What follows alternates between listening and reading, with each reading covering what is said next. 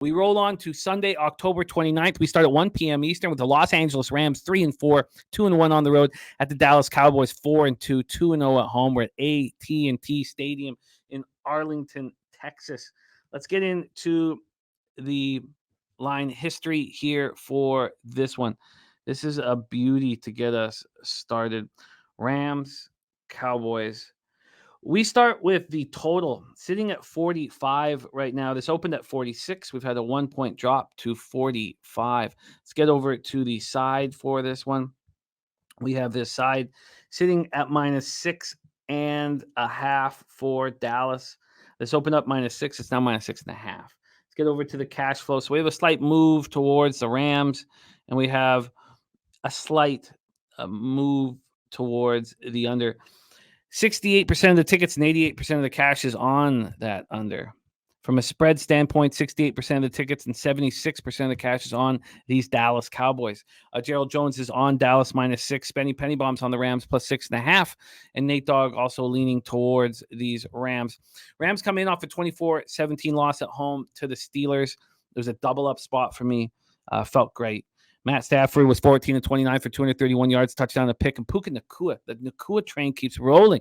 8 catches for 154 yards, 58 receptions in his first 7 games, an NFL record. Cooper Kupp was held to 2 catches for 29 yards. That was strange. Royce Freeman and Darrell Henderson look great. They look great on the ground, replacing the injured Kyron Williams. They combined for 30 carries for 127 yards. Henderson, of course, was released last November. He had 3.5 seasons with the Rams, and he was out of the league, and he got signed up, and he was very good. The Rams were 9 of 16 on third down. They're 9th in the league in third down conversions, and that's a Stafford gift. They allowed the Steelers to go 3 for 3 in the red zone. This is usually a point of strength for the Rams. They're 8th in the league in red zone defense, allowing touchdowns on 47.4% of opponent drives. Michael Hoyt had the lone 2 sacks, but they did get 7 hits as a team on Pickett. Cowboys coming off their bye week. They were last seen in a 2017 win at the Chargers.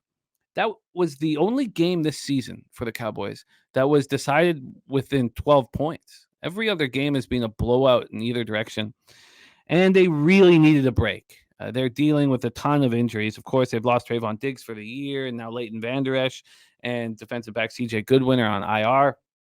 Their passing game is not being good this year. They're ranked 19th in the league, averaging 210.2 passing yards a game. Dak is averaging his lowest passing yards per game since his second year in the league. And the red zone offense is bad. 26th in the league, scoring touchdowns on just 39.1% of their opportunities. And the reason why that's so wild that they're 26th is they led the league in this last year. They led the league 71.4%. So they traded for Brandon Cooks. Where is he? He's supposed to be this deep threat that's supposed to stretch defenses. He's rarely used downfield.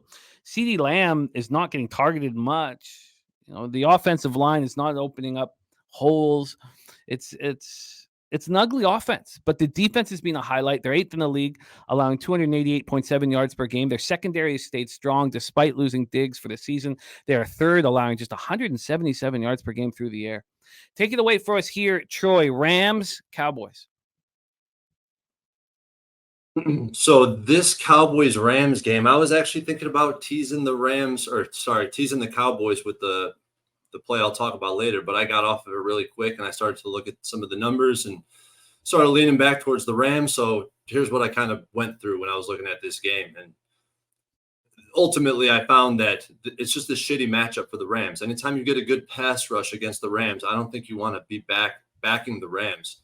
The 4 losses and non-covers they have, like they covered versus the Niners, but it took that little mob shit type of field goal at the end of the game to get there. But the 4 losses that they got are versus the Eagles, Niners, Bengals, and Steelers. Those are all top pass rushes in the NFL and known to be top pass rushes in the NFL. And here we go with the Cowboys. This pass blocking unit for the Rams is pretty damn bad. PFF got them at 29. I actually think they're 32nd. And I think Matt Stafford and McVay do a lot to help that line, help support just the lack of talent on that line. And the only other note I have on this Rams offense is that Puka could go down as the greatest receiver of all time. I really think he's GOAT type of material. I'm saying it now. The guy has an engine like no other. There's no other receiver with this guy's stamina. So that's where I'm at with this Rams team. Cowboys, I'm not buying into Dak Prescott at this point. All the plays he made last week were all broken type of plays. It's not like he sat in the pocket and diced them up. Made a few great throws, but I'm not buying what I've seen out of Dak Prescott. But what you do see is when you see a quarterback bounce back after a bad game, it's always through the air. It's always through, and it's reflected in air yards per attempt, which he led the weekend when he played against the Chargers. But it's so I say all this to say that, going through this game, I started to lean harder and harder towards the under. So I've checked the database, and what I found was pretty damn convincing on unders. This is exactly the sweet spot. I have all the iterations of the database in this based on this line movement, and it actually meshes up with my X's and O's too. Totals when they close at pinnacle between 44.5 and 46 after a move to the under are 17-3 to the under. That's over 80%. And that's pretty strong stuff, if you ask me. I've been having a great year when it comes to totals, and I plan on betting them a lot more. And I think that the Rams should force the Cowboys to play underneath. I think we're going to get the best of both worlds. This game goes way under the total. I love the look. I think this makes a ton of sense. Is this part of your action that you've tweeted out already? I bet it 2 different times. So I bet it at 45.5 and at 45. Yes, you have. I see it right now. That makes a ton of sense to me. It really does.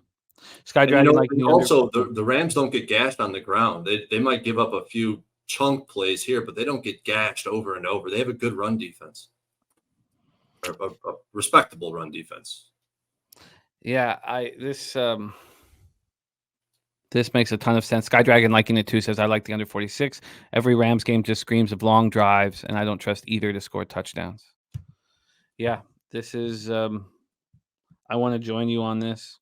So Troy has already moved on the under 45.5 and 45, and I want to join. I want in. A side doesn't. I don't find a side very appealing here. I think it's a pretty sharp line personally, but the under is very appealing. Let's roll on.